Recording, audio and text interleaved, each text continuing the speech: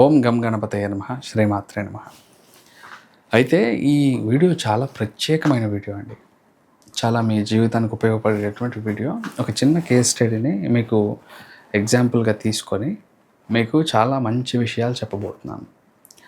అయితే ఒకానొక సందర్భంలో ఏంటంటే నన్ను ఒక పర్సన్ కాంటాక్ట్ అయ్యారు.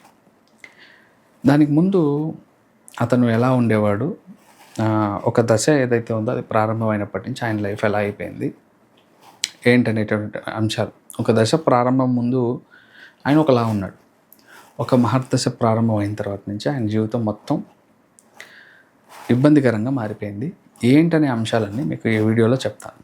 ముఖ్యంగా మనకి ధర్మ త్రికోణాలు అని చెప్పబడే 1, 5, 9 భావాలు ధార్మిక అంశాల పట్ల మనం బలంగా ఉండడానికి, పంచమ భావం మన పూర్వపుణ్యాన్ని, మనం గురువు ద్వారా తీసుకునే ఉపాసన మంత్రాన్ని, పూర్వపుణ్యం ద్వారా మనకు లభించేటటువంటి సంతానాన్ని, అన్నిటినీ ప్రాథమిక విద్యని అన్నిటినీ తెలియజేస్తుంది. 9వ భావం మన యొక్క గురువుని తెలియజేస్తుంది.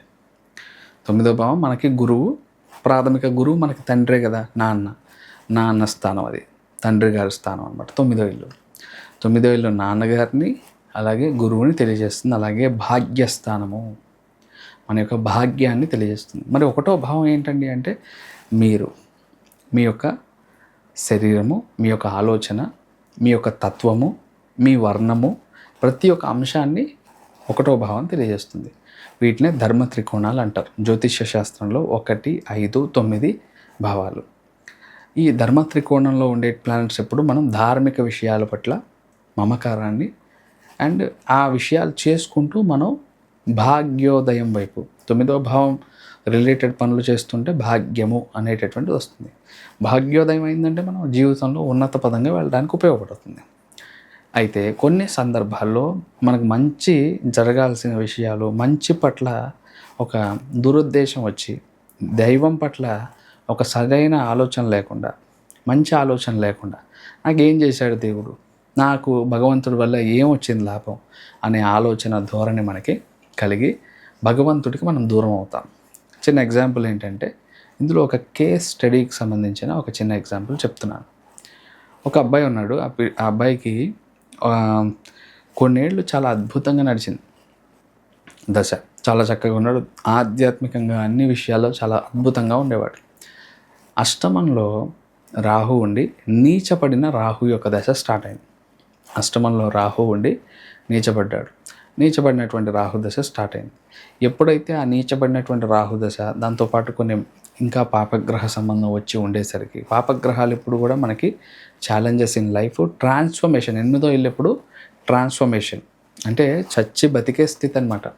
ఒక మనిషి చచ్చి బతికినంత చేంజెస్ లైఫ్లో వస్తాయి. అంత డిఫరెన్స్ అయిపోతుంది 8వ భావంలో ఉన్న ప్లానెటరీ పొజిషన్. రాహు చాలా బాగుంటే మాత్రం క్రియేటివిటీకి, మనిషి అవుట్ ఆఫ్ ద బాక్స్, మనం అన్నిటికీ మించి ఇంకా అతీతంగా ఆలోచించి చాలా గొప్ప ఆలోచనలతో చాలా కొత్త కొత్త ఇన్వెన్షన్స్, ఎన్నో విషయాలు కనుక్కోవడానికి, క్రియేటివిటీ, రీసెర్చ్ అన్నిటికీ కారకుడు ఆయన బలహీనపడ్డాడు అనుకోండి, ఇలాగే సైకలాజికల్ స్ట్రెస్, మెంటల్ పీస్ లేకపోవడం, ఇలాంటివన్నీ. రాహు చీకటికి కారకుడు. రాహు చీకటి ఎక్కువగా. అయితే ఏమైంది, రాహు ఎక్కడైతే అన్ని బట్టలతో కప్పేసి ఉండి మూట కట్టేసి కర్టెన్స్ లాగా ఉంటాయి చూసారా, వాటన్నిటికీ ఆయన కారకుడు. కర్టెన్స్ వేస్తుంటారు చూసారా, పరదా అంటారు, వాటికి కారకుడు. నేను ఈ పిల్లోడి జాతకం చూసి, ఏమన్నా ఇప్పుడు ఎలా ఉన్నావు అంటే ఆధ్యాత్మిక విశేషాలకు అసలు చాలా దూరం అయిపోయాడు. 8వ ఇల్లు ధర్మ విరుద్ధంగా జీవించడానికి కారణం అవుతుంది. తనకి ఈ మన దేశం పట్ల, మన ధార్మిక విషయాల పట్ల, దేవీ దేవత పూజ పట్ల, మంత్రం పట్ల, దేవతల పట్ల మంచి అభిప్రాయం ఉండేది. అది మెల్లమెల్లగా అది ఈ రాహుదశ ప్రారంభమైనప్పటి నుంచే తగ్గిపోయింది. దానివల్ల ఏంటంటే ఆ పిల్లోడు చదువు సాఫీగా సాగట్లేదు, మానసికంగా ఒత్తిడి, ఓవర్ థింకింగ్, మనసంతా అగమ్య గోచరంగా ఉంది అతనికి. అప్పుడు నేనేం చెప్పానంటే, నువ్వు అష్టమ స్థానంలో ఉన్నటువంటి గ్రహం యొక్క తీవ్రమైన ఫలితాలు పొందుతున్నప్పుడు నీకు సీక్రెటివ్ నేచర్. ఆ పిల్లోడు బెడ్రూమ్ నుంచి బయటికి రావట్లేడంట. తన రూమ్లో అన్నీ కూడా యాష్ కలర్ థింగ్స్, ఎక్కడ చూసినా రాహుదశ ప్రారంభమైనప్పటి నుంచి అన్ని క్రియేటివ్ యాష్ కలర్ థింగ్స్ అవన్నీ తీసుకొచ్చి పెడుతున్నాడు. ఇలాంటివన్నీ చూసి, ఇవన్నీ చేసావని నేను జాతకం చూసి వేసినప్పుడు, నిజమే నా లైఫ్లో ఇలాంటివే గాజు ఐటమ్స్ అన్నీ కొనుక్కొస్తున్నాను, హాలో ఐటమ్స్ అన్నీ కొనుక్కొస్తున్నాను, సిలిండ్రికల్ రౌండ్గా ఉన్నటువంటి వస్తువులు కొనుక్కొస్తున్నాను. ఇవన్నీ నాకు ఫోటోగ్రాఫ్స్ పిచ్చి పట్టుకుంది. ఫోటోలు ఎక్కడ చూసినా 19 ఫోటోలు, డిఫరెంట్ విధానమైన ఫొటోస్, క్రియేటివిటీకి సంబంధించి ఇలాంటివన్నీ చేస్తున్నాను. నాకేంటంటే ధార్మిక విషయాల పట్ల ఇంట్రెస్ట్ లేదు. కొంచెం ఏదో శక్తి నన్ను తొక్కేస్తున్నట్టు నాకు అనిపిస్తుంది అన్నయ్య అన్నాడు. అప్పుడు నేను చూసి ఏంటంటే, నాన్న నువ్వు 8వ భావం వల్ల ఉన్నటువంటి గ్రహస్థితి వల్ల నువ్వు ఇబ్బంది పడుతున్నావు. 8వ భావం ఎప్పుడు ట్రాన్స్ఫర్మేషన్, నీ జీవితంలో సడన్గా వచ్చే, అకస్మాత్తుగా వచ్చే విపత్తులు వాటన్నిటికి కారణం అవుతుంది. యాన్సెస్టర్స్ ప్రాపర్టీస్ అంటే తాత ముత్తాతల యొక్క ప్రాపర్టీస్ రావాలంటే 8వ భావం కారణం అవుతుంది. అలాగే అక్కడ నీచబడి కానీ ఒకవేళ రాహు లాంటి గ్రహం ఉందనుకోండి, అది మనకి కొంచెం ఇబ్బందికరంగా మారడం, ఛాలెంజెస్ ఎక్కువ అవ్వడం జరుగుతుంది. అయితే నేనేం చేశానంటే, ఈ పిల్లోడు ధార్మికంగా బలపడాలి. అందులో 9వ భావం ఏంటి? గుడి, దైవము, ధార్మిక క్షేత్రాలు, పుణ్యక్షేత్ర దర్శనం, దూర ప్రయాణాలకు కూడా కారణం 9వ ఇల్లు. నేను మంచిగా పుణ్యక్షేత్రాలు చేస్తూ ఉన్నాను, వెళ్తుండు. ప్రతిరోజు దైవతారాధన చేయి, ప్రతిరోజు బొట్టును ధరించు, ప్రతిరోజు ఈ 9వ భావానికి సంబంధించిన పనులు ఏంటి? పూజ చేయడం, పొద్దున్నే లేవాలి, చక్కగా ఇల్లు పరిశుభ్రం చేసుకోవాలి, ప్రాణాయామం లాంటి వ్యాయామ ప్రక్రియలు చేయాలి, తర్వాత దీపారాధన చేసుకొని చక్కగా దేవీ దేవతారాధన, నీకు వీలున్నంత శక్తి కొలది ఏదైనా ఒకటి, దీపము, ధూపము, ఒక చిన్న బెల్లం ముక్క నైవేద్యం పెట్టి కళ్ళకెత్తుకొని తిని భగవంతుణ్ణి, సాక్షి దీపమైనటువంటి సూర్యనారాయణమూర్తి ఆత్మకారకుడు అంటాడు. లగ్నం ఏదైతే ఉంటుందో సూర్యనారాయణమూర్తి శక్తిని కలిగి ఉంటుంది. ఆత్మకారకుడైనటువంటి సూర్యనారాయణమూర్తి కాబట్టి ఆత్మకారకుడు ఆయన అంటాం. కాబట్టి ప్రతి ఒక్కళ్ళం మన శరీరంలో ఉన్న అంతరాత్మ శుద్ధి అయ్యి, మనం ఎప్పుడు అది చాలా శుద్ధమైంది, కానీ మన మానసికంగా, శారీరకంగా ఒక శుద్ధమైన ఆలోచన మనకు కలిగి ఆరోగ్యం ప్రాప్తించాలంటే 1వ భావం ఆరోగ్యం బాలేని వాళ్ళు ప్రత్యక్షంగా సాక్షి దీపమైన సూర్యనారాయణమూర్తిని ఆకాశం వైపు తిరిగి నమస్కారం పెట్టుకొని కృతజ్ఞత చెప్పుకోవాలి, నమస్కరించుకోవాలి. స్వామి, ఈ కంటితో నిన్ను చూడగలుగుతున్నాను, ఎందరో దేవతలు ఉన్నారు, వాళ్ళని నేను చూడలేను, కానీ సూర్యచంద్రులు అయిన మిమ్మల్ని చూసి నమస్కరించుకోగలుగుతున్నాను, ఎంతటి పుణ్య ఫలితం ఇదని కృతజ్ఞత చెప్పుకొని నమస్కరించండి. ఆయన అనుగ్రహం లభిస్తే సకలం లభించినట్టే. అయితే ఈ పిల్లోడు 8వ భావం అంటే ధార్మిక విషయాల పట్ల దూరం అయిపోయాడు. ఒకప్పుడు పూజలు చేసేవాడు, అన్నీ చేసేవాడు, పూజలు చేయబుద్ధి అవుతుంది. సీక్రెటివ్ నేచర్, స్టేజ్ ఫియర్ వచ్చేసింది. బయట అందరితో మాట్లాడేవాడు, ఎవరితో మాట్లాడలేడు, సైలెంట్ అయిపోయాడు. ఇవన్నిటినీ దూరం చేయాలి నేను. ఇప్పుడు నా దగ్గరికి వచ్చాడు. సో రోజు గుడికి వెళ్ళినాన్న, రోజు బొట్టు పెట్టుకున్నాన్న, రోజు ఏదన్నా గుడి ఖచ్చితంగా వెళ్ళి దండం పెట్టుకున్నా. నువ్వు ఏం చేయవద్దు, ఆ దేవతా క్షేత్రంలో కూర్చో, 11 సార్లు ఈ నామజపం చేసుకో, ఇంటికి వచ్చేసి నీ పనిలో నువ్వు ఉండని చెప్పిన. మీరు నమ్మరు, ఎంత చెడు ప్రభావం చూపించాల్సినటువంటి రాహుదశ అయినా ఆయనకి మంచి వైపు తీసుకెళ్తూ ఉంది. రాహుదశలో అతనికి, ఎవరికైనా రాహుదశలో ఇన్ఫెక్షన్స్, ఎలర్జీస్ ఇలాంటివి వస్తాయి, వైరల్ ఫీవర్స్, వైరల్ థింగ్స్ వస్తూ ఉంటాయి రాహుదశలో. కొన్నిసార్లు డయాగ్నోస్ అవుతాయి, కొన్నిసార్లు అవ్వవు ఈ దశలో. అయితే మనకి ఈ పిల్లోడికి ఏంటంటే చాలా స్కిన్ ప్రాబ్లమ్స్, ఎలర్జీస్, ఇచ్చింగ్ ఇలాంటివి వస్తూ ఉంటాయి.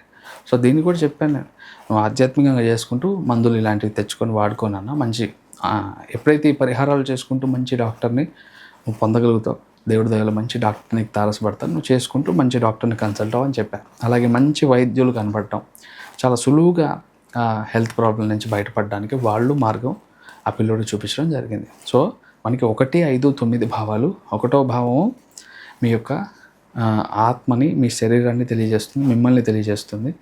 1వ భావం మంచి ఫలితాలు ఇవ్వాలంటే రోజు మీరు మీ యొక్క నిత్య దైనందిన జీవితంలో సూర్యోదయంకి ముందే నిద్ర లేవాలి. అప్పుడు సూర్యుడి యొక్క అనుగ్రహం వస్తుంది. ఆత్మకారకుడైన సూర్యుడి యొక్క శక్తి వల్ల మీరు ఆరోగ్యంగా ఉంటారు. 5వ భావం మీకు గురువు ద్వారా మీకు లభించిన మంత్రము పూర్వపుణ్యం. పూర్వపుణ్యాన్ని బలపరుచుకుంటేనే మనం భాగ్యోదయం వైపు, 9వ భావం వైపు వెళ్తాం. మన పూర్వపుణ్యం మనకి లభించాలంటే నిత్యము ఇంట్లో దీపారాధన, ఇష్టదేవతా మంత్ర జపం, నామస్మరణ చేసుకుంటూ ఉండడం. 9వ భావం భాగ్యస్థానం. ఇవి 2 చేస్తుండగా పొద్దున్నే లేచి, సూర్యోదయం ముందే లేచి దీపారాధన చేయడం, మీకు ఇచ్చిన దేవతా మంత్రం జపం చేయటం వల్ల భాగ్యస్థానం బలపడుతుంది. దానివల్ల భాగ్యోదయం అవుతుంది. భాగ్యోదయం అయితే ఏమిటండి అంటే ఉన్నతమైనటువంటి స్థితికి మనకి రావడానికి ఆలోచనలు వస్తాయి. ఏం చేస్తే భాగవతం అనే ఆలోచన వస్తుంది. ఆ ఆలోచనల వల్ల మనం మహోన్నత స్థితికి వస్తాం. ఎప్పుడైనా కూడా ఈ ధార్మిక విషయాలు నువ్వు ఈ భారతదేశంలో పుట్టావంటే ఎంతో పుణ్యం చేసుకుంటే కానీ పుట్టలేవు. ఎందుకంటే ఇన్ని పుణ్యక్షేత్రాలు, ఎన్నో స్వయంభూ క్షేత్రాలు, ఎన్నో రకములైనటువంటి మహిమలు, ఎందరో మంది సత్పురుషులు వాళ్ళ మహిమలు చూపించి మనతో పాటు జీవించి ఎంతో కాలం వారి మహిమలు చూపించి బ్రతికినటువంటి అసలు ప్రపంచానంతటికీ కూడా దేవాలయం లాంటి భారతదేశం మంది.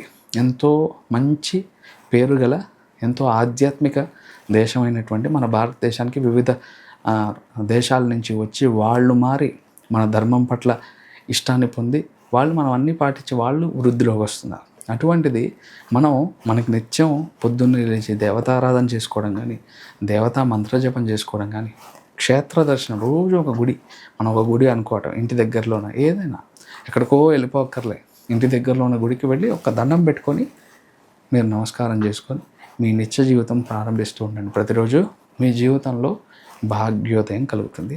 ఇది ఖచ్చితంగా నేను చేశాను. ఒక 108 రోజులు మీరు తప్పకుండా ఇవి చేసి చూడండి. మీరు ఒక తెలియని శక్తిని మీరు చూస్తారు. మీ ముఖంలో ఒక తేజస్సును చూస్తారు. మీరు చెక్ చేసి చూడండి. అది చేయటం అలవాటు చేసుకుంటే మనం ఆ అలవాటు నుంచి బయటపడలేం. ఏదో ఒక దైవ దర్శనం చేసుకోవాలి, భగవన్నామ స్మరణ చేసుకోవాలని మనకి ఆ యొక్క ఇంటర్నల్గా కుతూహలం ఏర్పడుతూ ఉంటుంది. ఎప్పుడు ఏ గుడికి వెళ్ళాలా అని. దయచేసి ఈ విధంగా చేసుకోవడానికి ప్రయత్నం చేయండి. భాగ్యోదయం మీకు కలిగి భగవత్ అనుగ్రహంతో సకల ఐశ్వర్యాలు లభిస్తాయి. శ్రీమాత్రే నమః.